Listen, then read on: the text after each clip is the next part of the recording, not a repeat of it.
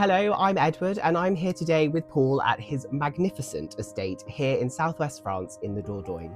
We are here to chat all things about this absolutely incredible property. I came here in February of 2019 and it was a kind of dark, rainy day, but it still didn't change the fact that when I saw the view, I just fell in love with it.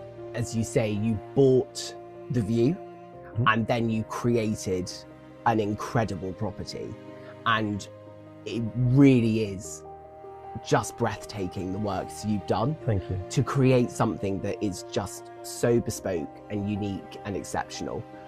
If I break the project down into 3 stages, we ended up doing the outside first, which is great because the garden has had 4 or 5 years now to mature. You know, the garage is in place, the tennis court looks natural in the side of the hill, and all of the earth that we did and moved around now has grass that's been growing there for 5 years. And all the trees have matured, and I mean, sitting where we are now, we've got olive trees here that were only half the size when I planted them. The next third was doing the main house while I lived in the guest house. And the beautiful thing about this property is, you know, it does have 2 distinct halves. The final phase was living in the main house, which was heaven, because finally there was a house that wasn't full of dust. And then basically renovating the second, the maison de mise, the second part of the house. I've done all the hard work and put the energy in to make it so that someone's buying something that is state of the art. Back in, well, the Middle Ages onwards, people would go, Catholics from all over Europe would go to Santiago de Compostela in the north, in Galicia, in the north of Spain.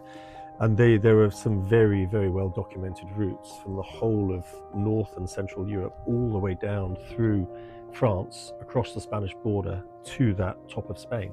And this was one of the main ones that pulled in, because it was on the river Dordogne. So this was one of the main routes.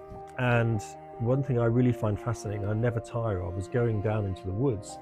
You can actually see the old stone walkway. You can see where they've piled the stones up the sides, where they would walk up and down. Quick fire questions. Okay. So your favorite morning coffee spot?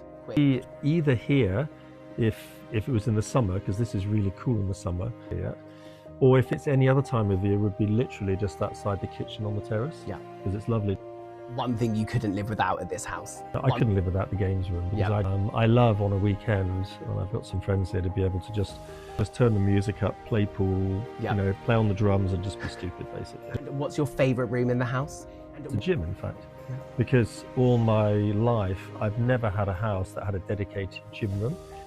Final question, what would your top tip be for a new owner of this property? Top tip would be go to Boulangerie Moulin Le Bouc for the best sourdough bread, what they call pain au levain here.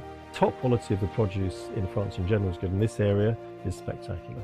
Well, thank you very much for your time. Thank you, Ed.